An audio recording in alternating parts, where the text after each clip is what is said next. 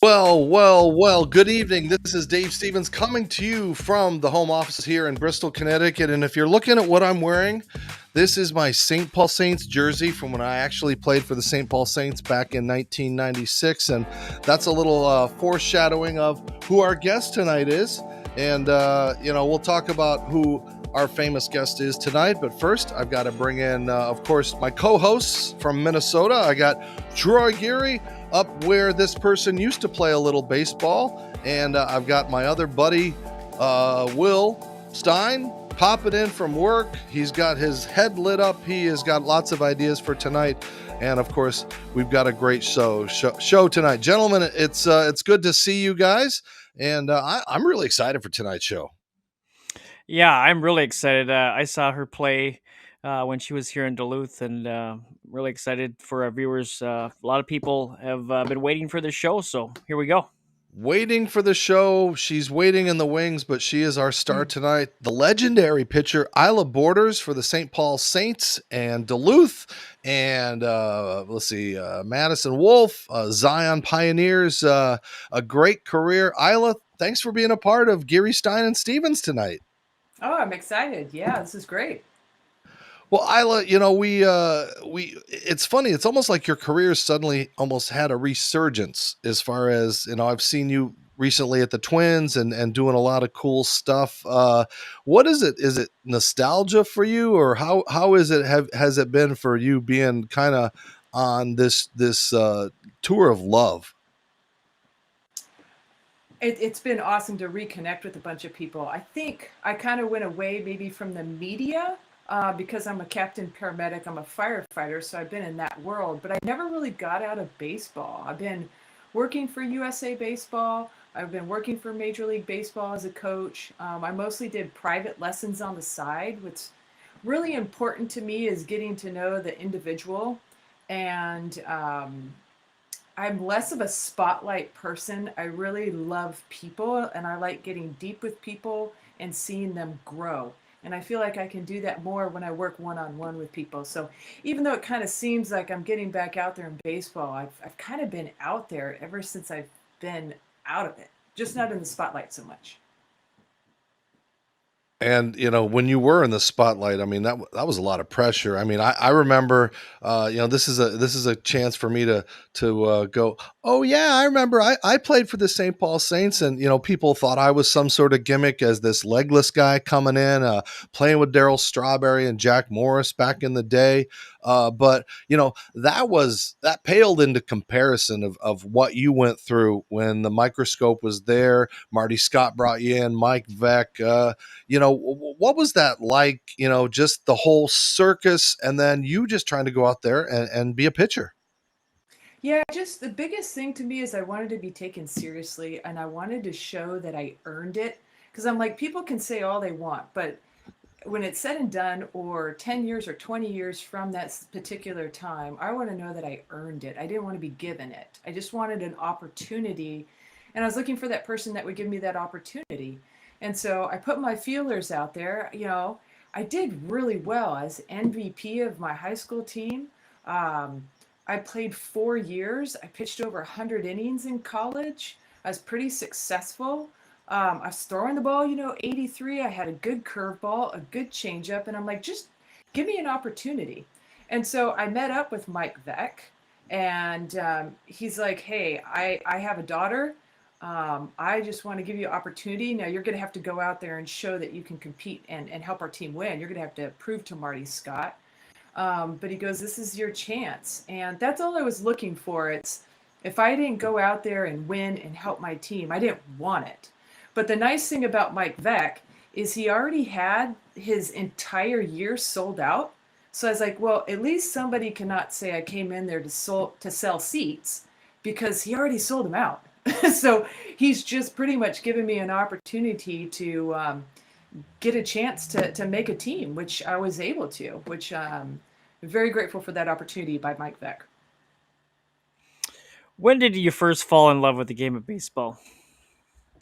Oh, I wish I had a picture of this. I have to get it. Since I can remember, like my mom would tell me at 2 years old, kids would have I don't know, dolls or something in their hand or blankets. And I would just carry this little red bat. I had a bat and a ball, and I'd carry it around the house, and I was 2 years old. And, I'd constantly hit it with my dad and the ball all around the house. It drove my mother nuts, but she remembers that. And I just remember, it was a pretty significant time when I was 10 years old and went to that baseball field and saw Dusty Baker hit one out of the park, and having that moment with my dad saying, "Hey, Dad, this is what I want to do. Like, I'm serious. I'm 10 years old, but I want to be the first woman to play Major League Baseball." And it was deep within my heart, and it never stopped until I was 25 and reached my point. So that's definitely a very interesting career that you've taken. My brother's a firefighter too, by the way, as a bonus, but we'll get another story for another day. But anywho, when you first came into the scene, I can only imagine how difficult it was to be in a professional baseball environment among the boys. Talk to us about that experience and how that helped you as you grew your career down the road. I will tell you this. I think it's really important on the development of a baseball player. I was extremely lucky in the sense of I played Little League. So at 10 years old, I was playing Little League, and I was the only girl playing baseball. So there's a lot of scrutiny. Parents were yelling at my parents. We were one game shy of going to Williamsport for the Little League World Series. We did really well. I was on Rick Lozano, struck out 18 out of 18 hitters. So there was a lot of pressure, and still I was the only girl playing baseball at that time. But it's weird how it's like gradual. I started at Little League at 10, 11, and 12, and that built up. And then I played high school, and my high school team, my local one, was like, absolutely, you're not coming here. We don't want a girl. So I went to a private school because they said, hey, we're going to give you an opportunity to play. And that's all I was looking for in my entire life, are opportunities, because I knew I could beat and compete and win. Is just give you that opportunity. And so Whittier Christian High School played 4 years with them, same thing again. It upped a little bit. Now it's the whole county, LA County, Orange County, California, more media. The National Enquirer was out there. So now it's up here. And then I go to college, and I play 4 years of college in that first year. Holy smokes, 72 interviews in one day. Jay Leno, Good Morning America, Sports Illustrated for Kids. I mean, you name it. I was on it. And so that put me up to this level. And so I am just super grateful that I had that progression of dealing with media and dealing with scrutiny and trying to learn how to act and behave and be and deal with pressure, and then getting to pro ball. That's a whole nother level. But I believe I was successful with the media and doing certain things because of that progression and learning at a very young age and working up. But still, you're still human. And when you're told that if you go out there and fail, you're letting down the entire women race, and that nobody's going to follow you, there's not going to be any female baseball player to follow if you fail, that weighed heavily on me. And it had to, because again, everybody, it's almost like, and this isn't sexist, but the men want you to fail because they think a woman shouldn't be playing baseball with men.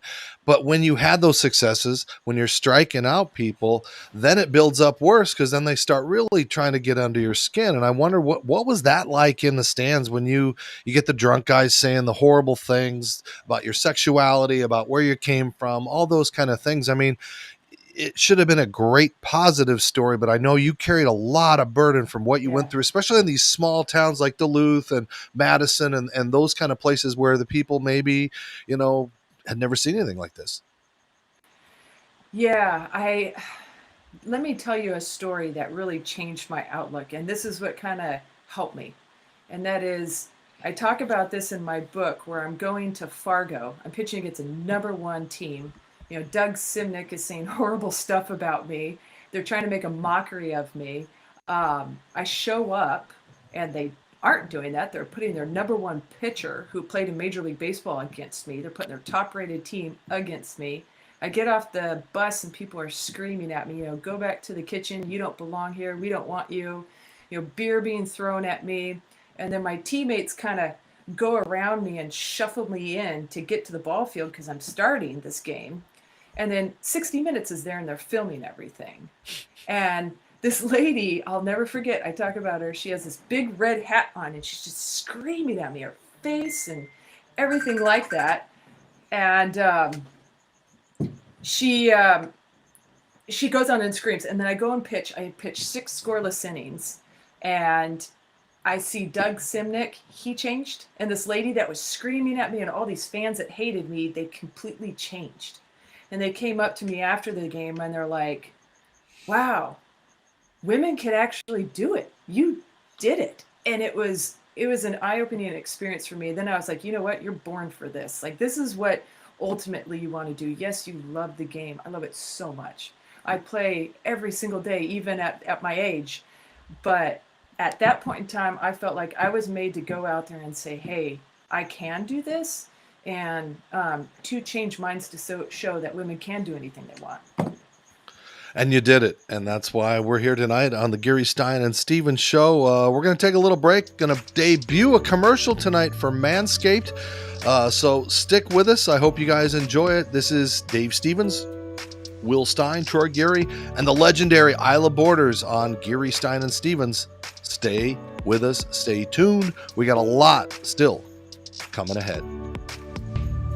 Hi again, everybody. Dave Stevens for Manscaped at the Baseball Hall of Fame in Cooperstown, New York. Why am I here? Well, if you're in search of the perfect balls, you don't need to come to the Hall of Fame to find them. In fact, you can have those perfect balls by using Manscaped products.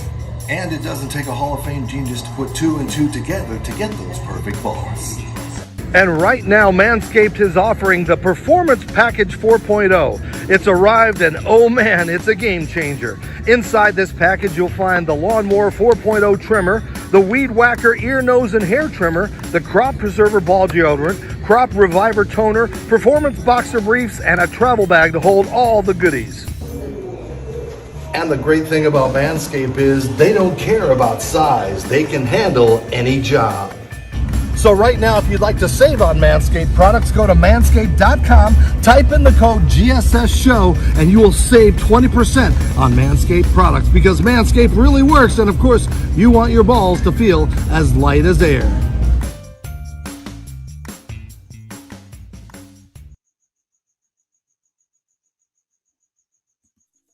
And of course, if you want 20% off the world's softest, comfiest, best fitting men's clothes, they make me dance. Fresh Clean Threads has your back, your front, your sides, everything from polos to tees to tanks, Henleys, pullovers, and hoodies. You get designer quality basics without paying ridiculous prices. And everybody feels great, looks good. Go to freshcleanthreads.com, put in GSS Show code for 20% off your order. Your perfect fit awaits.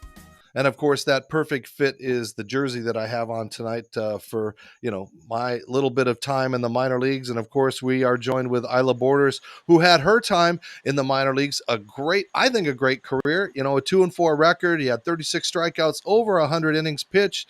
And again, doing something that my first question is, you did so much for the game for women, yet we have not progressed some 20 some odd years later. So my question is, why aren't there more women? They're getting coaching opportunities, but will we ever see another female player, getting up to that minor league level? I think it's possible. I know that there's one person playing right now, but I'm talking like being successful. And I really think Major League Baseball and USA Baseball, they're really trying to do things for women in baseball and to get more women in baseball. When I was playing college, Julie Croteau, I believe, she played first base for a little bit, and then I played. Now, goodness gracious, I don't have the correct number, but I know that there are more women playing baseball, college baseball. And then for that, I really believe in development. You think of guys playing professional baseball, they've had all this development. They haven't gone and just got out of college softball and played Division I college softball, and then they go play professional baseball. That's what a lot of the women right now that are trying to play professional baseball are doing. And I learned I would not be successful in pro ball if I didn't go through those 4 years playing against Division I, Division II, NCAA, NAIA baseball players. And so I just think it needs to develop. I think they're really trying to do that. They have a women's national team now to kind of hone in on those skills. But to go from softball to baseball to softball to baseball, it's just too difficult. So the more that we can provide opportunities, the better.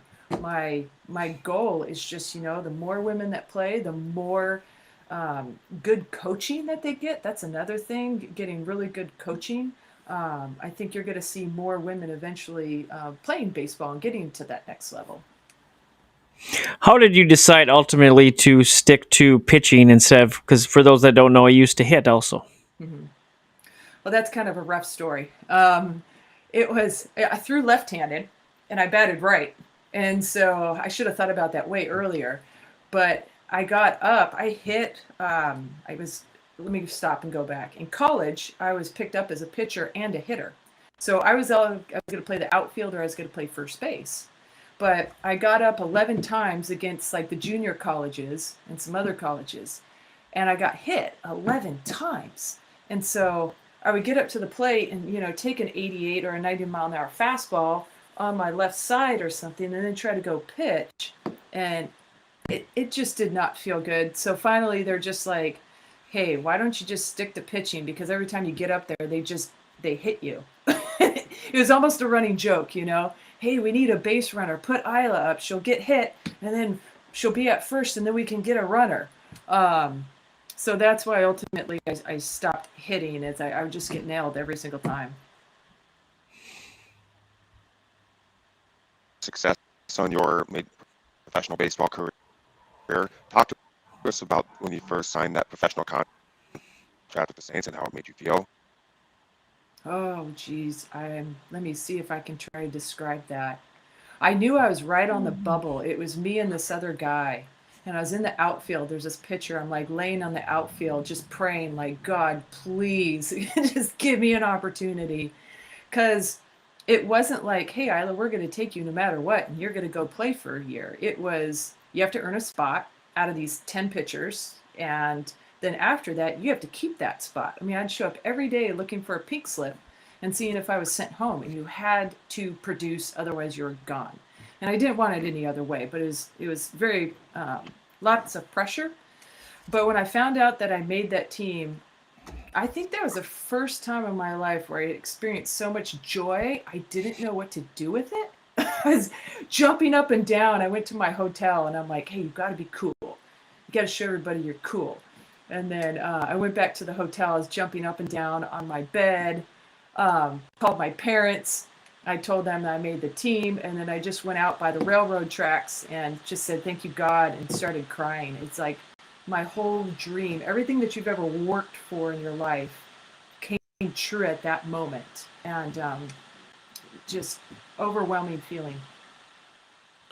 Ila, in your book, you talked about it, and you've talked about it other times. What you went through towards the tail end of your professional career, a couple personal losses in your life, and again, athletes are not supposed to talk about the mental aspect and the breakdowns and the things that can happen, and it really did set you back. But you've championed it. You've turned your career around to really make an impact now as a firefighter and the successes that you've had. But that was the darkest time. I think you even mentioned possibly suicide and things like that. I mean, take us through that mental part of losing those people, kind of losing your arm at a point where you realized I can't get people out, and the what you would strive for to be so good, you didn't want to just be mediocre. So what was that like to deal with, and how did you make that comeback mentally?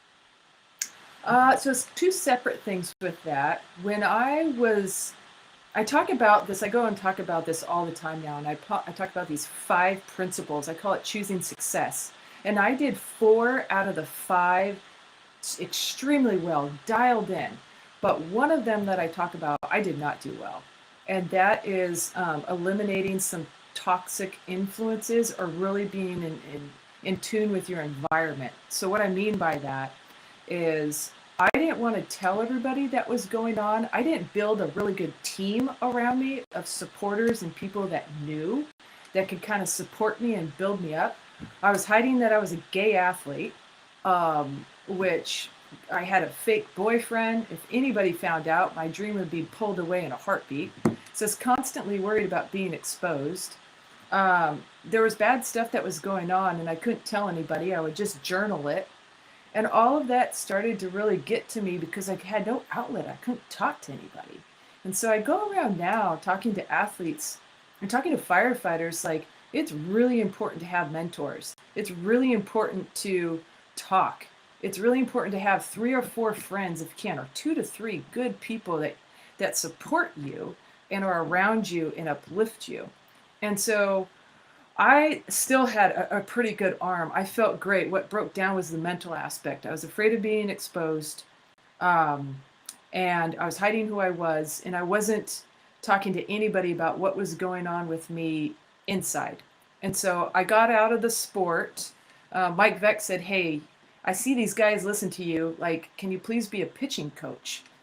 I was already working with the professional players out there with catching them and talking about their spin, their mechanics. I mean, being 5'9", 150, I've got to use everything against somebody that's 6'2", 180. So we work on mechanics and do all that. But I ended up getting out for mental health reasons and just saying, okay, you need to go, you need to come out, you need to be authentic, you need to be real with people, and you need to live your life and be out. And so I did. I got out of baseball. I got out. I had turned down the opportunity to be a pitching coach. I turned down ESPN. I turned down anything that would be in the media because this was 2001, and I needed to work on being more authentic.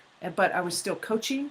I was still developing professional baseball players and getting into the firefighting world. And then during that time, I lost my first wife to a drunk driver. That's why I got into being a paramedic and a firefighter. She was killed by a drunk driver. And that's when it's my first love, my first just everything. And it was completely quiet. Nobody knew about it except for my family. And when she passed, I lost it. So I talk to people now that get to that dark space that are contemplating suicide, that have just lost everything that they've given everything, that their future, their love, everything, and how I work through that. And everybody has a different way. It's a long story, so I won't talk about it too much, but I will tell you this, it takes time. It takes time, and it takes a lot of patience, and it takes surrounding yourself with good people. And so I really learned my lesson about developing 3 to 4 people around you, whether it be your family, your friends, or whoever, that support you and help you through those tough times in life.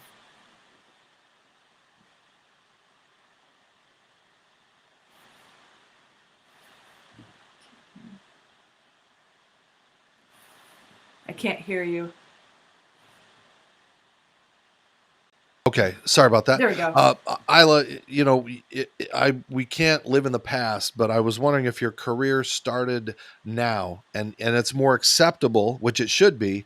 Do you think there would be less pressure? Do you think you would have had a different career knowing that, you'd have more people supporting you because it's okay to be normal now? Oh, yes. Oh, my gosh. I think about it. It's so freeing. There was so much pressure just to go out there and be who I am. It's crazy there's only certain people that can understand there, but if you're hiding who you are, you're constantly worried about being exposed and then letting the whole world down. It's it's a huge burden on top of playing baseball. But I don't want to say I chose to play baseball. I wanted that. I knew that was my purpose in life, was to play. I was given a gift, and I'm super grateful for that gift. And it was to go out there and compete and play. And like I said, even though I haven't really been in the spotlight, I still have been very involved with baseball, just not so much in the media in the spotlight way as maybe I've been in the last 5 years. My book came out in 2017, and ever since then, I've kind of been more out into the media. How much did the late Mike Cuellar, for those that don't know, was a 1969 Cy Young Award winner in the Baltimore Orioles Hall of Famer, and your pitching coach at Duluth, help you with throwing your screwball? I developed my screwball beforehand. He was actually a really huge fan of it. We just really enjoyed, I would throw it and then he would throw his, and they kind of moved the same. I held it differently than he did, but you talk about, man, there's so many things that I think about that I'm like, I am the luckiest person alive. Like, I got to play catch with Mike Cuellar, who's my pitching coach, and we were throwing screwballs to each other, and he was saying, wow, that is a fantastic pitch. And then Dirty Al Gallagher saying, you have everything that it takes to make it in the big leagues. You just need an opportunity. Dwight Smith, my center fielder, saying the same thing. Like, I think about when I was playing pro ball and the highlights are the people that I played with and the relationships that I built and the relationships I still have. And that means so much to me. Some guys that I play with now, they're like, hey, we have a daughter, and I was telling them that I played with you, and now they think I'm cool, So I just learned so much on the field by playing with people like Mike Cuellar, Jackie, George Mitterwall. Dirty Al, I probably learned the most from. Barry Boss, how to analyze hitters and look at hitters. Marty Scott, bless his heart, he just passed. And he was a tough cookie to break, but he's the one that ultimately said, yeah, you can be on my team. So when I look back at things, I think about all the wonderful opportunities that I had to learn from the best of the best. Yeah, and it's so tragic because Marty was the guy that let me start and play second base and lead off, and went against the grade. So it's tough to see people that we've been a part of, to go tragically. But hey, on a bright note, we're going to come back. We're going to talk about some Baseball Hall of Fame stuff and continue to wrap things up. Put a nice little bow on our St. Paul Saints reunion show tonight with Troy, Will, Dave, and the legendary Ila Borders. So please stay with us. This is Pete Davidson from Manscaped. Surprise your girlfriend. Let's show them how hairless we could be, boys. Presentation matters. Don't make me get specific, because I will. Shave your dick. Shave it, baby. I got a hot date. I've been using this guy long enough to where I think it's time we went into business together. Meet the new face, among other parts, of Manscaped. Fresh Clean Tees was a shirt company. Over the years, you've asked us for more. We've listened. And now we're entering a new era with a new name. It's time for us to officially be the brand you've helped us grow into. We believe in our basics, from the first thread to the final stitch. We always have, we always will. The only thing that's truly changing is our sense of adventure. We're expanding our lineup by developing new, exciting products that largely come from customer requests. Customers like you are a huge part of who we are and how we got here. So we're still going to make fresh tees, but we're also going to make a lot of new threads inspired by you. In short, we just want to make clothes that you want to wear. So we're an apparel brand now. Let us reintroduce ourselves. We are Fresh, Clean Threads. That's a special thanks to all of our sponsors out there, and of course our fans out there that are listening and watching all over on Facebook, YouTube, LinkedIn, Twitter, and all of our podcasts, Spotify, Apple. Man, you guys have been supporting this little show, and we've been getting some amazing guests, and we're going to continue to talk to Ila Borders as long as we'll talk. Troy, you got a question? Yeah, 1997, the Duluth Spirit Dukes won the league championship. What do you remember most about that season? I remember a bunch of misfits coming together. If I had to put it just super fast and put it together, that would be it. You had Dominican people, you had people from the Midwest, you had myself, you had David Glick and these other people from California with tons of tattoos, and tattoos is not the big thing at that time. A guy that was from Cuba that couldn't speak English, and Alan Haley. We had so many people that if you were to look at it on paper, you would just be like, oh gosh, you don't want to go there. All these people, how do we make them mesh? And for some reason, like I think about all the time when I think about building my team, how do you do it? And we all got around of, we were all the people that were kind of let go. And so we're like, we are all going to come together, and our main goal, no matter what, was to win a championship. It wasn't individual stuff. It wasn't like, hey, I'm going out here for this, or I'm going out there for this. We really had a makeup of, if you're struggling, I'll come in and I'll pick it up. And it was so unbelievably, I haven't had that feeling before of that, such a sense of team. Like it was, this is what we are going to do. This is what we are going to accomplish, and we will do it. And we did. And I think you saw that at the end with the celebration. We all celebrated. Everybody played a part. And that's one of the highlights of my career, because of just seeing everybody come together. And do you remember your host family, and do you still talk to them? Oh, you bet. I was going to say, you betcha. Of course. I just got back from Minnesota, and if it wasn't for the winter and a job, I would live there. I love the people. Everybody's so kind, so friendly. It's green. There's water. My host family, Darlene and Deb, I can go on and on about those two. They sacrificed so much for me to stay at their place, which was right next door to the stadium. I mean, those long bus trips, I would come home and I would just be able to walk, right across into their house. And there's so much pressure. There's so much stuff going on. And they would listen to me. And what was the most important thing to me is whatever I told them, it didn't get to everybody else. And that was huge. I trusted them. And, I was, gosh darn, 22 to 25. And I still remember that. That was the most important thing to me, is I was able to talk to them, and they kept everything from the media. And I trusted them, and they gave me a place to stay. So It's weird how that kind of affects you, because now I'm in the nonprofit industry, or I try to help people. And it really stems from people like Mike Veck, Darlene and Deb. Like, those people had such a profound impact on me that it's like, I want to pass that on for all those people that helped me when I was younger. So you went from a champion, and now your name is forever remembered in the Baseball Hall of Fame. What does that legacy mean to you, and how can you use that legacy to inspire other people who want to be involved in baseball more? I hope that they see that taking a risk and taking a chance, in order to be successful in life, you have to do that. And that it's okay to have fear, but to still go through it and have courage, and to know you're not alone. There are people out there that have done stuff and support you. And if you reach out to us, we'll help you along the way. When I was going through my time, I was looking at Jackie Robinson and reading every book possible, because I was like, this hasn't happened before female wise. So how did he go through death threats? How did he go through all these certain things? And I tried to do what he did.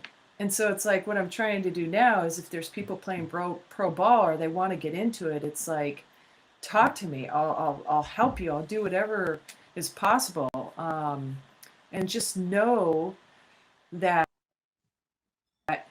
gosh, you've got to risk it. I talk to people, without a risk, you are not going to be successful. And you just have to take that and go for it every single time.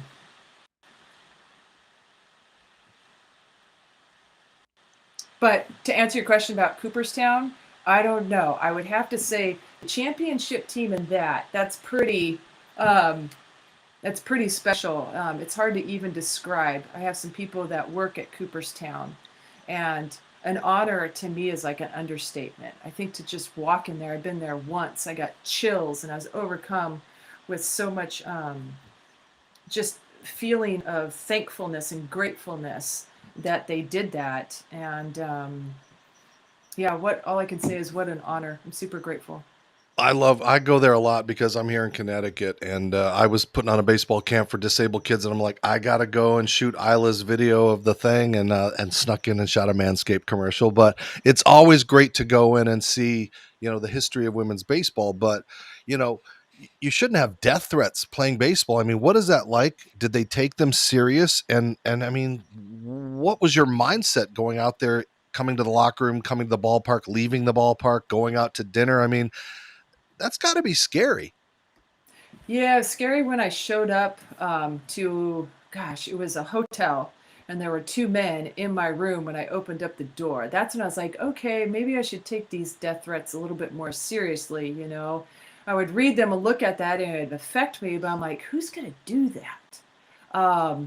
But then I would, get done with the game, go to my hotel room, and then there were these two guys in my hotel room, and then there were more people that were following me to where when we got to the hotel room, the guys would open it up and check everything out first before I would actually go in.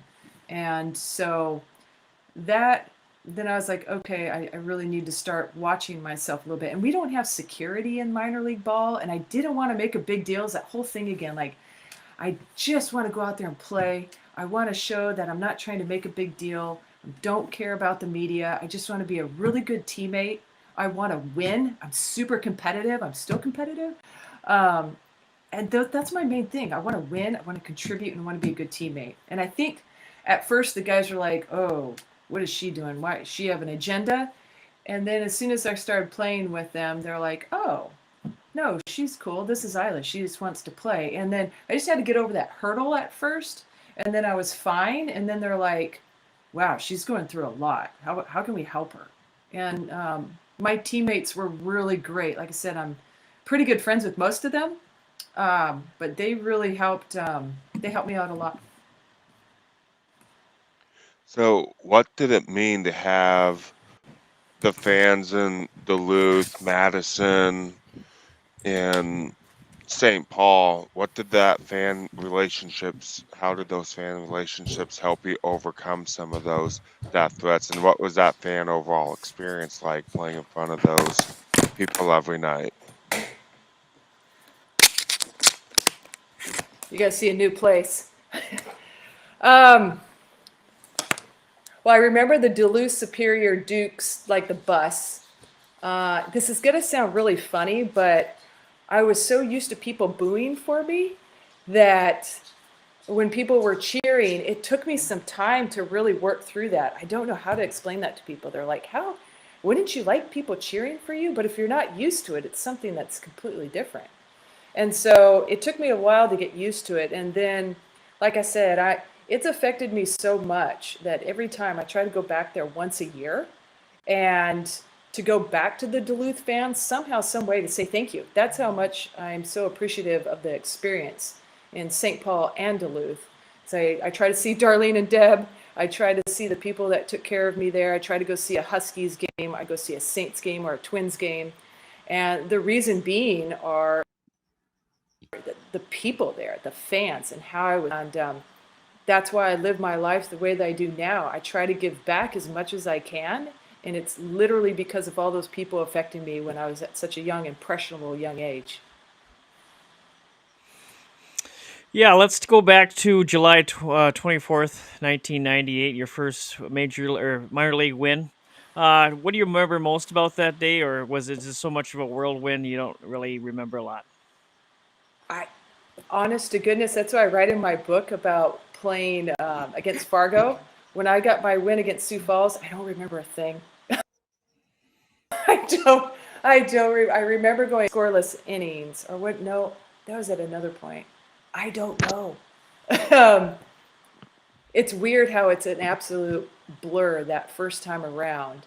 All I do remember is that it's hard to describe, but I'm a very competitive person. You see me on the mad. People are like, why are you mad? Like, what's wrong with you? And I'm like, no, I'm ready to go. And I don't think people are used to seeing a female like that. I would always get, oh, smile. And I'm like, I'm here to compete. Like, I want to win. Like, get out of my face. And I don't think people are used to seeing a female. And so a lot of it was, I just know I was super focused. I was like, get out of my way. I want to get a win and then move on. Isla, you mentioned the Jackie Robinson. It's like I'm like the legless Jackie Robinson. There's never been a legless player before. You're the first and only female pitcher that has had the success in the minor leagues. What is going to be your legacy? I say my legacy. So, like, what do you want people to remember about what you did, what you wore on your back more than just a jersey, and what you went Mhm. through? I would say that nothing was handed to me. Um, what I'm most proud about is I had to earn everything. Um, if I didn't compete and if I wasn't doing well, I was gone. And that means a lot to me because sometimes I don't see that right now. And I think it should be like that for everybody. And so that's what I pride myself in is going out there and competing and winning and doing well and helping my team win. Um, and then going out there and taking a risk. I see so many people, whether it's in baseball, fire, any type of sport, anything in life, people are so afraid to fail that they never try it. And, or they might just go and try it without putting the work in. And so um, I would say take a look at me, go out there and do something. If you absolutely love it, no matter the risk, do it. Give it your all, prepare for it, and then yeah, leave it better for the next person coming behind you. And that's what I tried to do. And that's what I still try to continue to do the rest of my life is always, no matter where I go in life, as I try to leave it better for the next person. Isla, as we wrap up and let you go, what would you tell to those little girls, the little leaguers, the ones that want to be the next Jen Welter in football or the Venus Williams in tennis or the Ila Border in baseball? What advice would you give to young girls that really want to excel in whatever sport or whatever thing in life that they want to do? Uh, I'd say be bold. It's pretty good. I'm seeing that more and more, you know, with boys when I see them when they're brought up, they're told to take chances and be risk takers and, go off on that bike. And if you get a bump, no worries. And then I see girls where it's like, don't do that. Don't do certain things. Be careful. You could get hurt. And my dad didn't raise me like that. He raised me to be bold, take chances, be aggressive. You can be aggressive and you can still be a kind, loving person. So I'd say be bold, go after it. Don't care so much what people think. But I'm in my 40s now. When I was in my 20s, that was a little different, so I understand. And like I said, I talk about these 5 things, and I try to go and talk about these 5 principles to as many people as I can, and then I give scenarios. And that is, 1, find your purpose, find your why in life.